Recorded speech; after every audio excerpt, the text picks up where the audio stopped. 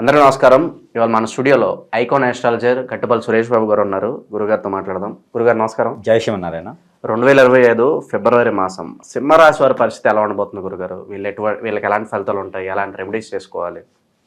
ముందుగా మనము చూసినట్లయితే కనుక గ్రహరీత్యా అన్ని రకాలుగా సింహరాశి వాళ్ళకి ఏంటంటే బాగానే ఉన్నాయని చెప్పొచ్చు. కాకపోతే రానున్నటువంటి మాసంలో శని భగవానుడు మారతం జరుగుతూ ఉంది. మనకి ఏదైతే కుంభరాశిలో ఉన్నాడో ఈ కుంభరాశి నుంచి శనితో పాటు శుక్రుడు ఉండేవాడు. శుక్రుడు మొన్న 28వ తారీఖున అంటే మనకి జనవరి 28వ తారీఖున శుక్రుడు భగవానుడు అనేది మారటం జరిగింది. అయితే ఈ శని భగవానుడు మార్చి 29వ తారీఖున మారుతాడు, మీనరాశిలోకి వస్తాడు. మీనరాశి వచ్చిన తర్వాత వీళ్ళకి శని భగవాన్ యొక్క శుభదృష్టి ఏదైతే ఉందో అది అశుభదృష్టిగా మారేసి వీళ్ళకి శని దశ అనేది స్టార్ట్ అవుతుంది. అది వీళ్ళకి వచ్చేసి అష్టమ శని అనేది స్టార్ట్ అవుతుంది. వీళ్ళకి ఈ అష్టమ శని అనేది మొదలవటం వలన వీళ్ళు ఏదైతే అనుకుంటారో కార్యక్రమాలు కానీ కార్యాచరణ కానీ వీళ్ళు అనుకునేటువంటి క్రియలు ఏవైతే ఉన్నాయో ఆలోచన ఏదైతే ఉందో ఇవన్నీ కూడా తగ్గుమొహం పట్టేలా కనిపిస్తుంది కొంతమేర. కానీ కొంతమందిలో మాత్రమే ఇది ఉంది. కానీ కొంతమంది ఒక దశలు ఎట్లా ఉన్నాయంటే వాళ్ళకి రాణించేటువంటి దశ అంతర్దశలు, వాళ్ళకి గ్రహరీత్యా ఉన్నటువంటి దోషాలు, వాళ్ళు ఎప్పుడు పుట్టారో చూసుకుంటే వాళ్ళకి ఇప్పుడేం నడుస్తుంది అనేది చూసుకుంటే గోచార ప్రకారంగా వాళ్ళ ఏజ్ ప్రకారంగా వాళ్ళకి పెళ్ళయి ఉంటే అన్ని రకాల సెటిల్ అయి ఉన్న వాళ్ళకి ఇవన్నీ వర్తించవు. ఎవరైతే ఇప్పుడు ఎదుకోవాలనుకుంటారో వాళ్ళకి మాత్రమే అందులో వాళ్ళ దశలు కొన్ని కూడా చూసుకోవాలి. వాళ్ళు గోచార ప్రకారంగా వాళ్ళ గ్రహాలు ఎక్కడ ఉన్నాయో కూడా చూసుకోవాలి. ఆ ప్రకారం చూసుకుంటేనే ఈ చెడు అనేది ఉంటుంది, పరిగణిస్తుంది. అయితే వాళ్ళ కూడా మనం చివరిలో పరిహారాలు కూడా చెప్పుకోవడం జరుగుతుంది. అయితే ఫిబ్రవరి మాసం వీళ్ళకి మిశ్రమ ఫలితాలని చెప్పుకోవచ్చు. ఏదన్నా యోగం ఏదన్నా వరుస్తుందా గురుగారు? ఖచ్చితంగా వీళ్ళకి వచ్చేసి శిఖర యోగం అని చెప్పేసి అని ఈ సింహరాశి వాళ్ళకి శిఖర యోగం అని ఉన్నది. శిఖర యోగం అంటే ఆల్రెడీ వీళ్ళకి అన్ని రకాలుగా గ్రహరీత్యా దోషాలున్నా ఈ శని భగవాని అశుభ దృష్టి ఇంకా మొదలవలేదు. వీళ్ళకి శని ఫిబ్రవరి మాసం మాత్రం బాగానే ఉంది.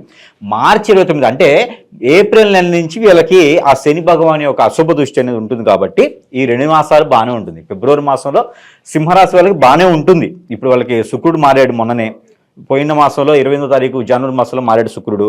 అయితే వీళ్ళకి గ్రహరీత్యా దోషాలు ఏమైనా ఉంటే కూడా వీళ్ళకి ఎక్కువగా కాలసర్ప దోషం నాగదోషం ఒకటి కనిపిస్తూ ఉంది. ఈ సింహరాశి వాళ్ళకి బాధించేటువంటి గ్రహాలు ఏంటంటే ఒక శని భగవాని ఒక గ్రహం బాధిస్తుంది, అలానే శుక్రుడు మారాడు కాబట్టి ఇబ్బంది లేకుండా ఉంది.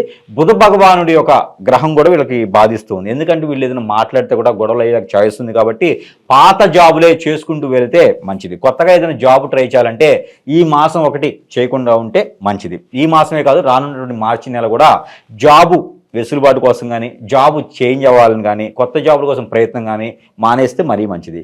అంటే దూరపు కొండల నునుపు అంటే కొత్త జాబ్ కోసం చూసి అక్కడేదో మనకి ఒరుగుతుంది అనుకోవటం అంత కరెక్ట్ కాదు. ఉన్న జాబునే కొంతమేర మాట్లాడుకొని చేసుకొని వెసులుబాటు లేకపోయినా ఎదుగుదల లేకపోయినా సరే ఆ పాత జాబునే కంటిన్యూ చేసుకోవడం వల్ల కొంతమేర బాగుంటుందని చెప్పొచ్చు.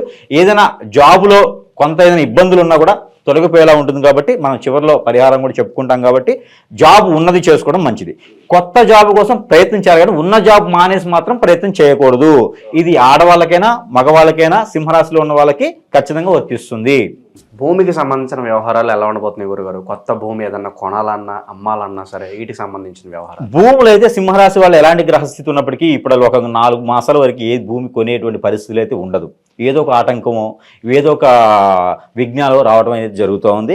ఒకవేళ ఏదైనా పెట్టుబడి పెట్టి పెట్టాలనుకుంటే అడ్వాన్స్ ఏదైనా ఇచ్చేదనుకుంటే కూడా కొంతమంది 4 మాసాలు ఆపుకోవడం అనేది చాలా మంచి జరుగుతుంది. ఎందుకంటే మోసపోయేది ఎక్కువ కనిపిస్తుంది భూమిలో. వీళ్ళు ఎక్కడైనా ఫ్లాట్లు కానీ ఇళ్ళు కానీ స్థలాలు కానీ ఇలాంటివి ఏమైనా కొన్నా కూడా వీళ్ళు ఎక్కువ మోసపోయేదానికి ఆస్కారం ఎక్కువ ఉంది. బ్రోకర్ మోసం చేయడమో, బిల్డర్ మోసం చేయడమో, ఇంటి ఓనర్లు మోసం చేయడమో, స్థలం ఓనర్లు మోసం చేయడమో, రిజిస్ట్రేషన్ లేట్ అవడము, అగ్రిమెంట్లో తేడా ఉండటము, లాయర్ అడ్వైజర్ రాకపోవడము, ఏదో రకమైనటువంటి వీళ్ళకి డబ్బు అందకపోవడము, ఆ డబ్బు వచ్చింది వేరే దానికి పెట్టడము, ఏదో ఒక విఘ్నాలు అయితే కనిపిస్తున్నాయి. కాబట్టి 4 మాసాలు అయితే వీళ్ళు ఈ సింహరాశి వాళ్ళు కొనకపోవడమే మంచిది. వీళ్ళు కొనాలనుకునే డబ్బులు మొత్తం ఆ కారులోనో పాకెట్లో పెట్టుకుని వెళ్ళినా ఒకే రోజు రిజిస్ట్రేషన్ చేయించుకోవాలన్నా కూడా ఆ రిజిస్ట్రేషన్ ఆగిపోవచ్చు. అంటే ఏదో ఒక రకమైనటువంటి విఘ్నం కనిపిస్తుంది. కావున ఆ స్థలాల మీద డబ్బు, అది ఆ ఇళ్ల మీద డబ్బు, పంట భూముల మీద కొనకపోవడమే మంచిది. ఈ ఫిబ్రవరి మాసం ఒకటే కాదు ఏప్రిల్ మాసం వరకు కూడా ఈ సింహరాశి వాళ్ళు ఏమి కొనకపోవడమే మంచిది. ఏప్రిల్ మాసం ఏప్రిల్ 22వ తారీఖు ఏప్రిల్ 18 నుంచి కూడా బాగానే ఉంటుంది. ఆ తర్వాతనే వీళ్ళు ఏదైనా కొనుక్కోవడం మంచిది. అంతగా మాకు అదృష్టం పోతుంది, అంతగా ఇంత మంచిది రాదు అనుకుంటే అడ్వాన్స్ ఇచ్చేసి ఈ 4 మాసాలు వద్దు అని చెప్పేసుకుంటే సరిపోతుంది. అడ్వాన్స్ ఇచ్చి అగ్రిమెంట్ రాయించుకోవడం వల్ల అడ్వాన్స్ తక్కువ ఇచ్చుకుంటే పెద్ద పోయినా కూడా అది నష్టపోయేది కాదు కాబట్టి అంతటితో వెళ్ళిపోతుంది. అది చేసుకుంటే సరిపోతుంది. కాబట్టి కొత్తగా ఏదైనా కొనాలనుకుంటే మాత్రం కారు కూడా కొనేదానికి ఆస్కారం లేదు. ఈ ఒక మాసం ఫిబ్రవరి కాదు, ఏప్రిల్ 18వ తారీఖు వరకు కూడా ఏం కొనడానికి అయితే లేదు.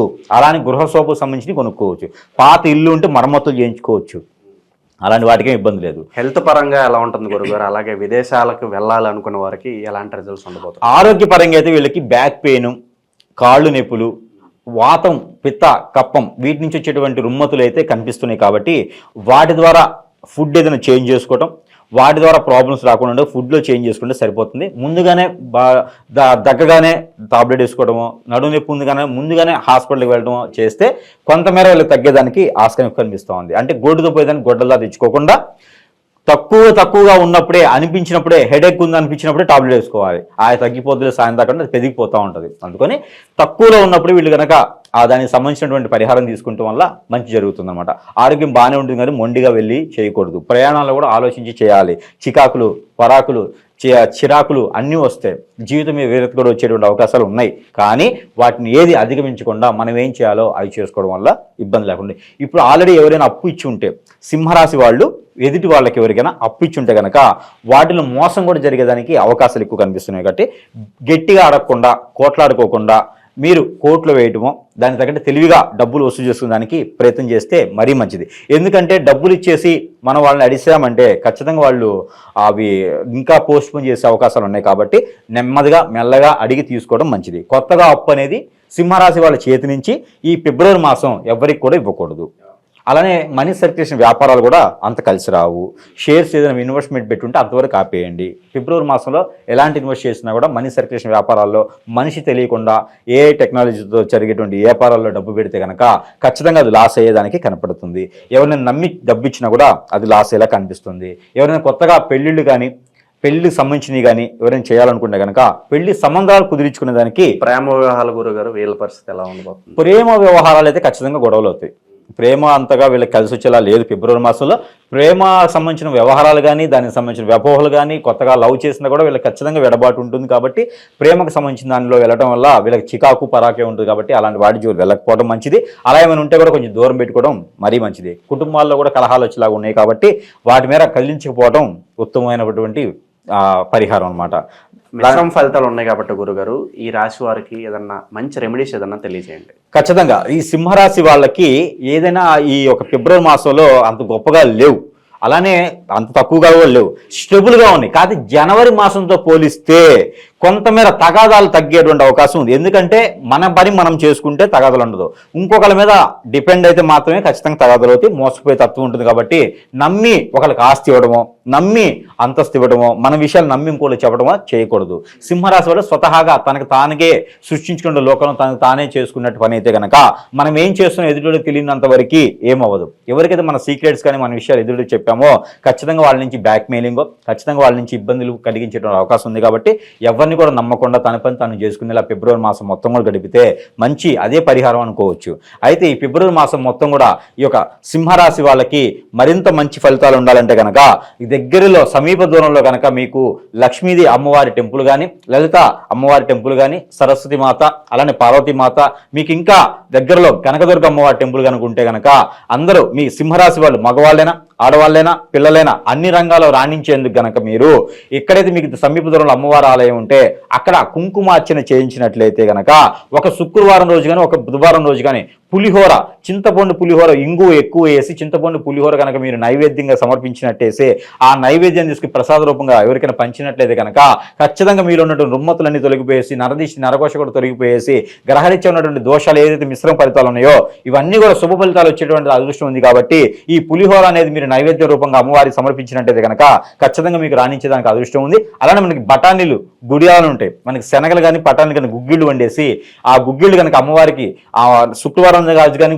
గురువారం కానీ బుధవారం రోజు కానీ అమ్మవారికి ప్రసాద నైవేద్యం కనుక పెట్టినట్టయితే కనుక మీలో ఉండే గ్రహరీత్య దోషాలు, రాహువు కేతువు కుజుడు దోషం కూడా మీకు తొలగిపోయేసి అదృష్టం కూడా మీకు ఉండేదానికి మోసపోకుండా ఎక్కువ ఆస్కారం ఉంటుంది. కాబట్టి ఆ మేర ఈ ప్రసాదాన్ని మీరు సమర్పించినట్టయితే కనుక ఈ ప్రసాదంలో ఆవాలు అలానే ఎండుమిరపకాయలు ఎక్కువ వేసి తాలింపు వేయాలి చూద్దాం.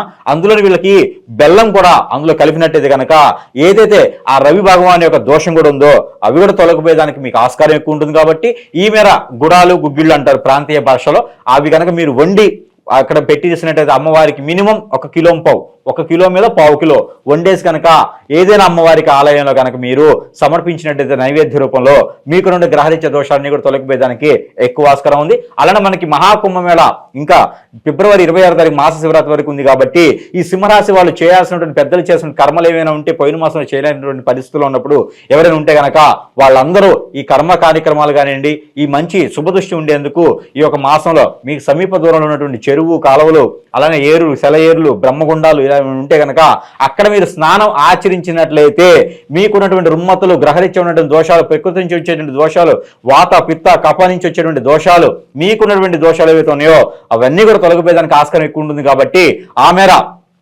మీరు స్నానం ఆచరించే ముందు నువ్వుల నూనె ఏదైతే ఉంటుందో అది మీ బాడీకి అప్లై చేసుకొని గనక మీరు ఈ స్నానం ఆచరించినట్టయితే మీకున్నటువంటి చర్మ వ్యాధులు కూడా పోయేసి మీకు అన్ని రకాల శుభదాయకంగా ఉండేదానికి ఫిబ్రవరి మాసం సహకరిస్తుంది. కాబట్టి ఈ మాసంలో మీకు ఏదైతే చెడు దోషాలు ఉన్నాయో అవన్నీ పరిహార విముక్తంగా చేసుకున్నట్టయితే ఖచ్చితంగా సంవత్సరం మొత్తం కూడా బాగుండేందుకు పరిగణిస్తుంది. కాబట్టి ఆ మేర ఈ మాసంలో ఉన్నటువంటి చెడంతా తీసుకునేలాగా ఇలాంటి పరిహారాలు చేసుకుంటే సింహరాశి వాళ్ళకి అదృష్టం ఉంటుంది. అలానే మనకి ప్రతి మాసం చెప్పుకున్నట్టు గానే గ్రహాల నుంచి వచ్చినటువంటి నెంబర్ ఏదైతే ఉందో ఆ నెంబర్ని పఠిస్తే కూడా మీకు ఈ దోషాలను తొలగిపోయేది అనుకుంటుంది. కాబట్టి ఆ మేర నెంబరు మీకు 68052227 68052227 ఈ నెంబర్ని కనుక ప్రతి రోజు కూడా మీరు 315 సార్లు కనుక పఠించినట్లయితే కనుక మీకున్నటువంటి రుమ్మతులన్నీ తొలగిపోయేదానికి ఆస్కారం ఎక్కువ ఉంటుంది. కాబట్టి అందరూ కూడా అదృష్టవంతుల వారిని నేను కోరుకుంటా ఉన్నాను. జై శ్రీమన్నారాయణ.